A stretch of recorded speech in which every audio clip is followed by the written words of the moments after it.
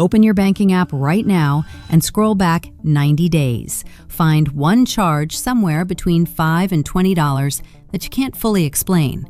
Most people find one in under a minute.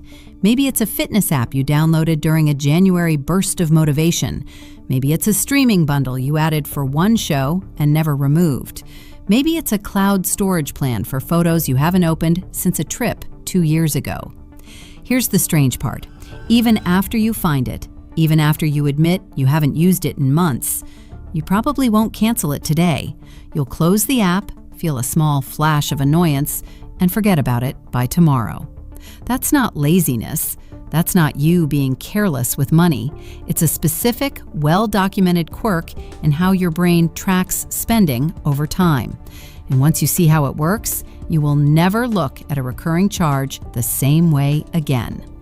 Here's what's actually happening underneath that.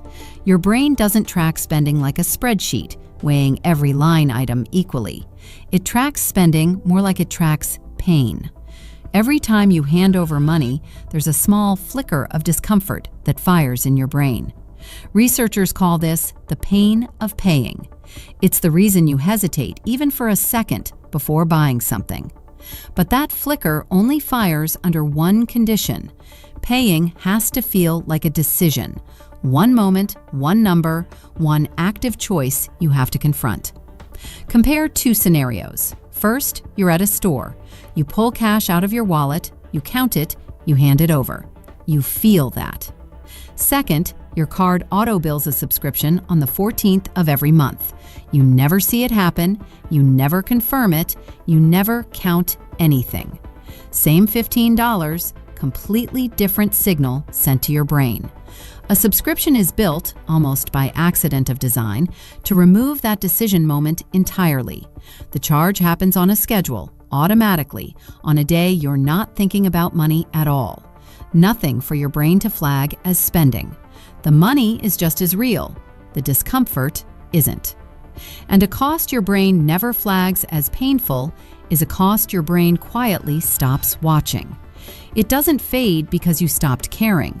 It fades because the signal that would make you care never got generated in the first place. This isn't a theory someone invented to sound clever on YouTube.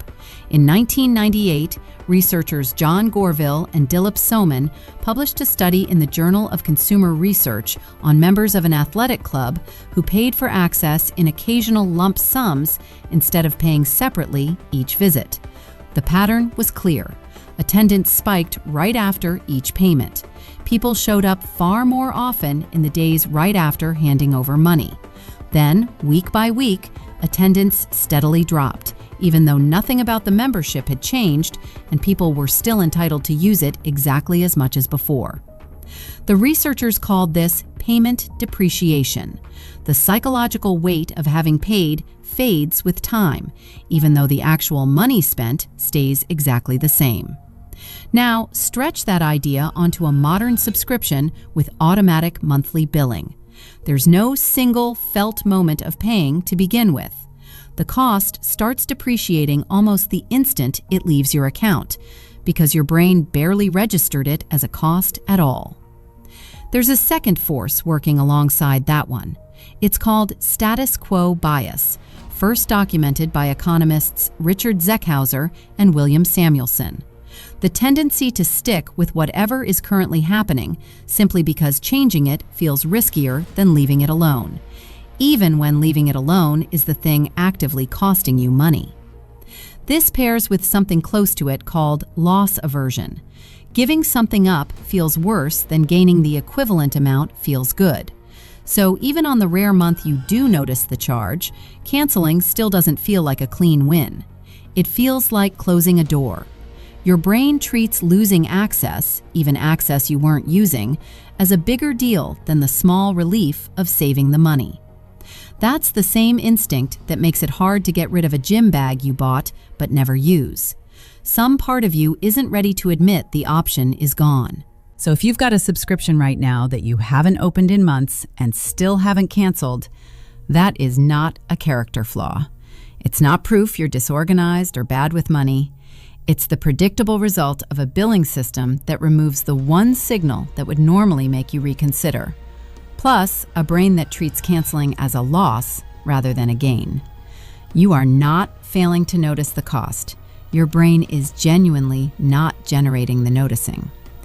This is also why a subscription feels nothing like a one-time purchase. Spend $15 once and you feel it immediately. Get charged $15 automatically every month, and by the third or fourth cycle, it stops registering as a purchase at all.